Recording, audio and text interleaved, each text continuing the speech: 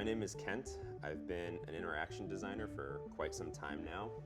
And as I'm designing software, I noticed that we take a lot of cues from the print design world. And in print design, a lot of information is typically organized into these very boxy, rectangular elements, such as a masthead, a column of content, an image, a table full of data.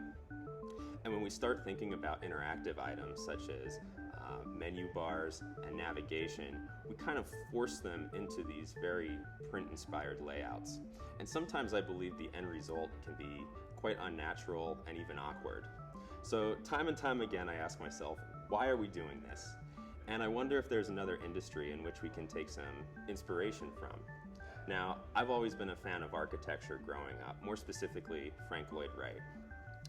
And Wright found himself in a very similar rut early on in his career. It was the height of the Victorian era. And if you think about a Victorian home, it's really a glorified box. And that box is further divided into these well-defined rooms using very rigid wall partitions.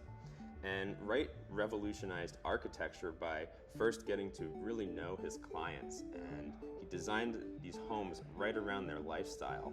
So if you go in a Wright home, you'll notice it has a very open layout and the rooms naturally flow into each other, and different areas of the home are very easily accessible. And this had a very profound and life-changing impact on some of his clients. Now, if you think about the form of an actual Wright house, it's anything but a box, very opposite of the typical Victorian architecture of that era. So what can we learn as software designers? Well, if we continue to use these print-inspired techniques to design screens, we're going to find that we're creating unnecessary partitions in our content, and this can result in the unnecessary addition of screens, extra levels of navigation, and we're actually placing an increased burden on information architecture. I want to inspire designers to really rethink how screens are laid out, and like rooms in a Wright house, arrange content into a form that lets it flow more naturally and become more immediately accessible. Now, the resulting form might be completely atypical of what we know today, completely different and disruptive. It could be 2D, it could be 3D, but I guarantee you that it will be a more natural experience. Let's think of the content, its form, and the UI as becoming one and the same. Today, these elements are forced to coexist, and there's a tension between them.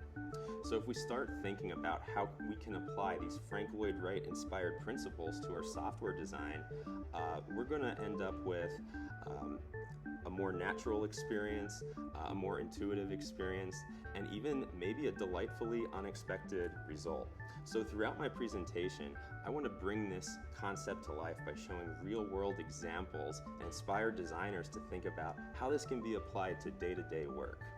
And I want to ask all the designers out there, which one of you is going to be the next Frank Lloyd Wright?